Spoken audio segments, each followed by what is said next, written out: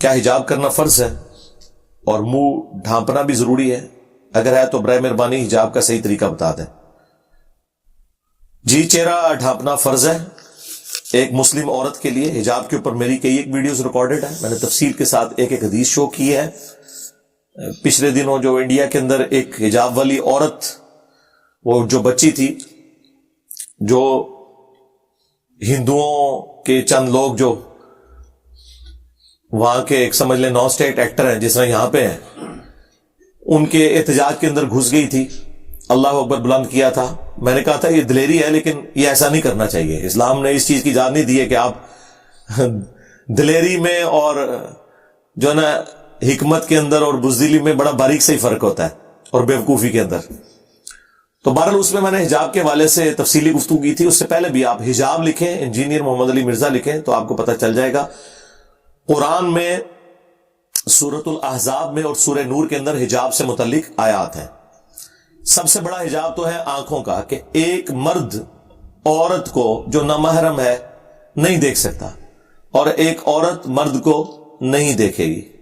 یہ تو آنکھوں کا پردہ ہے جو سورہ نور میں آیا، کہ مومن مردوں سے کہو کہ اپنی نگاہیں نیچی رکھیں، اور مومنات عورتوں سے کہو کہ وہ اپنی نگاہوں کو نیچا رکھیں۔ عورت چونکہ اللہ تعالیٰ نے اسے اٹریکٹفل بنایا ہے، اس وجہ سے اسے چہرہ ڈھانپنے کا بھی حکم دیا گیا، اور حجاب کا حکم امہات المومنین کے لیے اسپیسیفکلی، اور ان کے ذریعے سے باقی مومنات کے لیے سورۃ الاحزاب میں اور سورہ نور کے اندر آیات موجود ہیں۔ جلباب کا ذکر ہے، اوڑھنیوں کا ذکر ہے، گھونگھٹ نما۔ یہ برقع تو بڑا آسان والا حجاب ہے۔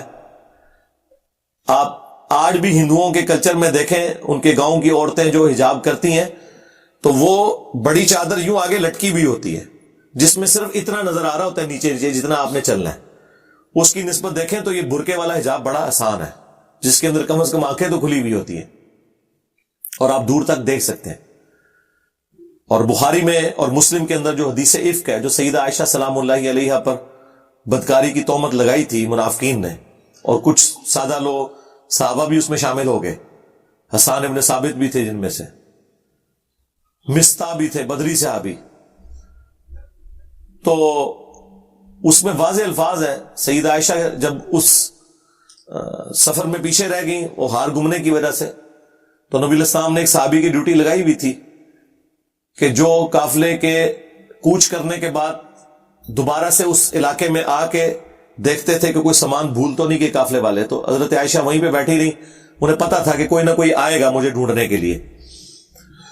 تو اس میں ان کے الفاظ ہیں کہ میں ایک جگہ بیٹھ گئی اور مجھے اونگ آ گئی، جس کی وجہ سے میرے چہرے سے حجاب ہٹ گیا، اور وہ صحابی جب آئے انہوں نے مجھے دیکھا تو انہوں نے مجھے پہچان لیا، اور انہوں نے بلند آواز سے انا للہ و انا الیہ راجعون پڑھا، تو میری آنکھ کھل گئی۔ انہوں نے جان بوجھ کیسے پڑھا، تو میں نے فوراً اپنا چہرہ ڈھانپ لیا۔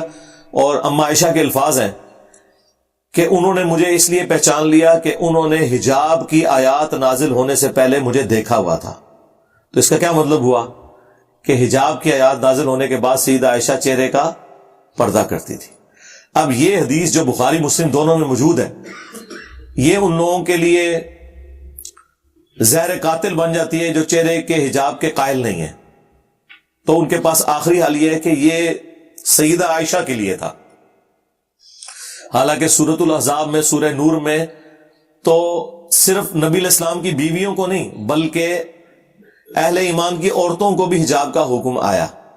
اور اس سے بھی بڑھ کے جو ایک عقلاً بات کوئی کی جا سکتی ہے انہی آیات کی روشنی میں ایک موٹے دماغ والے بندے کو سمجھانے کے لیے، وہ یہ ہے کہ کیا ہماری بیویوں نے، ہماری بیٹیوں نے، ہماری ماؤں نے، ہماری بہنوں نے سیدہ عائشہ سلام اللہ علیہا کو فالو کرنا ہے، یا آج کل کی ماڈرن عورتوں کو فالو کرنا ہے؟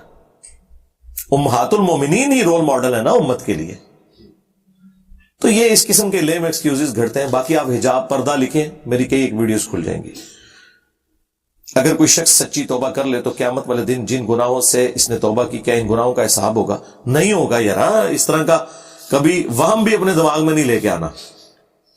رہ گیا انبیاء کرام کا اپنی غلطیوں کو یاد کر کے رونا، تو یہ ان کے اعلیٰ مرتبے کی نشانی ہے ادروائز یہ نہیں ہے کہ حضرت آدم علیہ السلام کی غلطی معاف نہیں ہوئی، تو قرآن میں آیا کہ معاف ہو چکی ہے، لیکن قیامت والے دن جو وہ اپنی غلطی کا اظہار کریں گے، جو حدیث شفاعت میں آتا ہے بخاری مسلم کی، وہ صرف اللہ کے خوف کی وجہ سے، کیونکہ جن کے مرتبے ہیں سوا، ان کی سوا مشکل ہے، باقی تو ظاہر معافی ہو چکی بھی ہے۔ اور سورۃ الفرقان کی آیت نمبر 70 ہے، جو گناہوں سے سچی توبہ کر لے ہم اس کے گناہوں کو بھی نیکیوں سے بدل دیں گے۔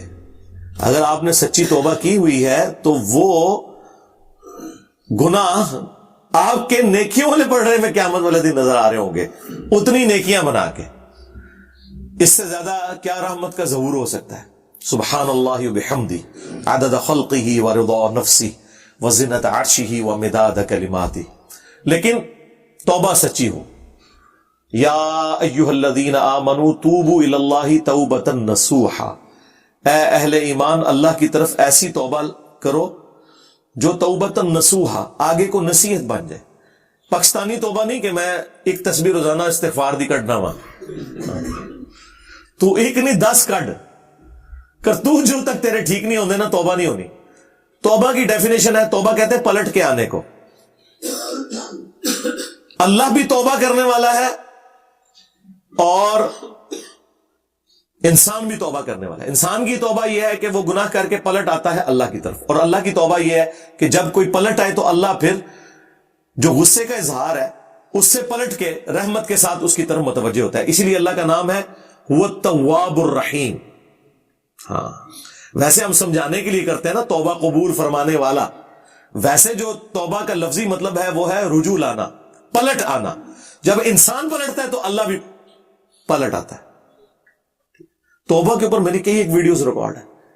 تو پرانے گناہ کے اوپر شرمندہ ہونا، آئندہ گناہ نہ کرنے کا عہد کرنا اور اپنی اصلاح کر لینا، یہ ہے توبہ، جو سورۃ النحل میں بھی آیا کہ اللہ تعالیٰ پر واجب ہے ایسے لوگوں کی توبہ قبول کرنا کہ جو جہالت میں گناہ کر بیٹھے تو فوراً پلٹ آئیں اور اس کے بعد اپنی اصلاح کر لیں، تو پھر اس کے بعد اللہ تعالیٰ کو غفور رحیم پائیں گے۔